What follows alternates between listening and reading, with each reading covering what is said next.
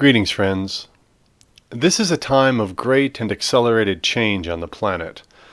The human consciousness does not realize how truly significant this is. You still look more to past times of significance, such as when your prophets walked the earth and channeled the wisdom that is the basis of your religious traditions. However, the time they foretold is upon you, the time of the return of higher consciousness to humanity. You are in it. What a wonderful time to be human. We have said many times that love is all that is. This is absolute truth. However, in the human world of name and form, divine truth is very easy to disregard. You witness and participate in many things daily that seem to be apart from divine love. Things that define your day-to-day life experience, as well as the arc of your life in general, career, entertainment, family dynamics, social interactions, politics. All are a part of the business of living, but none of these things is why you are here. All physical existence is merely the backdrop upon which you progress toward your understanding that you are none of it and all of it at once. Human constructs provide the thread of continuity that enable you to wake up each day with a sense of cohesion and familiarity on your journey. In that regard, they are very real, yet the physical world is also the least real of your many states of existence. Let's unpack that a bit. You are a soul that is never separate from your Creator, God, all that is. You are never apart from this infinite source of everything that you choose to create in your life, including both that which you judge to be good and that which you judge to be bad. But although you cannot be separated from Source, you certainly seem to be. That is the game you are playing as a human on Earth. You are here to realize that you are one with all that is. In other words, you are here to realize that you are love, for love is all that is, plain and simple. This is not new to you. As a human, you know love to be the most desirable emotion you can experience. Moreover, your texts, songs, and traditions are full of recognition that God is love. But most humans will say loving words in one breath, while in the next they will think an unloving thought, whether directed to someone else or more commonly to themselves. I'm not good enough. I really blew that opportunity. I hate the way my body looks. Why did I say that? What was I thinking? I'm angry that I didn't have the childhood I wanted. I'm so mad that so-and-so treated me that way. What if life doesn't work out the way I want? What if I fail? What if I die alone or unhappy or poor? And so on, and so on. Do you realize how much of your thinking is focused on unloving thoughts like these? You may think there is nothing unloving about feelings of regret, shame, fear, or worry, but we say to you that any time you are experiencing an emotion that vibrates at a frequency less than the highest vibration of love, you are being unloving to yourself. To put it another way, moment by moment you are either affirming your own magnificence or you are denying it. We do not mean magnificence as the ego defines it. The ego-based concept of magnificence will typically lead to showing off through displays of wealth or machismo or that sort of thing. And this is not what we mean. The magnificence we are referring to is your inherent divinity, your constant connection to all that is. Your soul is the overseer of your every thought, word, and action while you're in the physical body, but the soul is very soft-spoken unless you consciously ask it to speak up.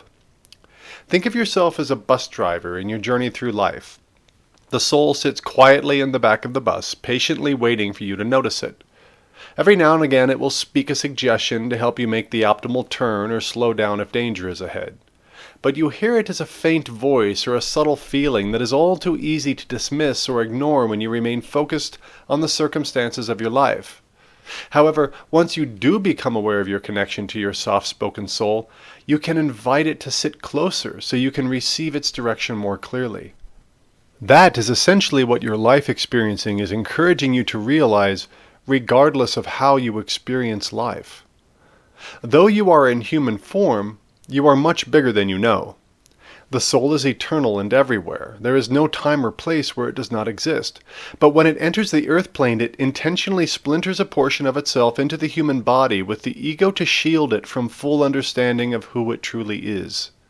The game of human existence is to realize that the incarnate soul and the non-physical soul are one, and that it is eternally one with all that is. This is true of all human life paths, regardless of how they may appear to other humans. This means that every time is a good time to realize your divine connection, and every activity is a path to that realization. In other words, everything you do is the most important thing to be doing at that moment, and yet none of it carries the importance that the human ego assigns to it. Let's make this practical. There are topics that humans take very seriously, such as politics and current events. Many people invest a lot of time and energy thinking about what is quote-unquote right. For example, most of you are thinking, society and government should work this way for these reasons. I'm certain of it, and I'm doing what I can to make sure it goes that way because it is right. Now, your neighbor is probably saying the same thing with the same degree of certainty, but she may have a completely different idea of how society and government should work. If you've already had open discussions about your points of view, perhaps you no longer feel very neighborly toward each other as a result. Take the current example of whether to get vaccinated or wear a mask due to the current COVID-19 pandemic. Half of humanity thinks vaccinations en masse are the right thing to do, and the other half is adamantly opposed to both. Both groups take the issue and their point of view very seriously, and both judge the other side negatively for their differing point of view. Well, who is right? Well, in truth, both points of view are correct, and yet both can be very self-limiting. They are correct because all humanity has free will to choose life as they would have it be. What you choose is correct for you, and what your neighbor chooses is correct for her. If the decision to have a vaccine or not, or to wear a mask or not, comes from a place of true love of self and others, then it vibrates at a frequency that is aligned with the true nature of the soul and all that is. Therefore, it is also correct from the standpoint of the soul's objective to realize its inherent divinity while in the physical body. But if the choice is born of fear, and is expressed with resentment toward others who disagree, then it is not aligned with the high frequency of love, and therefore it stands in the way of the full integration of human consciousness with the soul's high consciousness. You see, the soul's consciousness is much bigger than anything going on in the earth plane. The human consciousness that is focused on its myriad constructs and concepts, this policy versus that policy, this point of view versus that point of view, this way to commune with God versus that, this career versus that, and so on. It does not recognize the human experience for what it truly is, a path back to the realization that all of humanity is divine love at the soul level. The soul's objective is to realize that it is divine love in the physical body. This is true of every soul and every human incarnation without fail. Therefore, every human environment into which a soul is born presents a viable pathway to that realization, every single one. At the soul level, there is no greater or lesser path and no desirable or undesirable path. There is simply the path that the soul chooses when it incarnates. It is important, therefore, that humanity is accepting of all life paths without judgment. Judgment, while it may make your ego feel validated and correct, always takes you further away from a state of love. So, no matter how correct you think you may be in your judgments, they are working against the evolution of your consciousness. Objective, divine truth does not lie in the advancement of this human construct over that. It has nothing to do with who is the leader of your government or institutions or which policy is being advanced.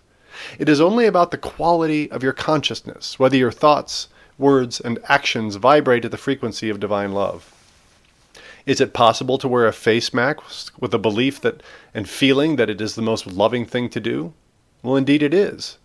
It is also absolutely possible to choose not to wear a mask with that same belief and feeling. This is why it is so important to focus not so much on the choice as on the consciousness that is driving the choice.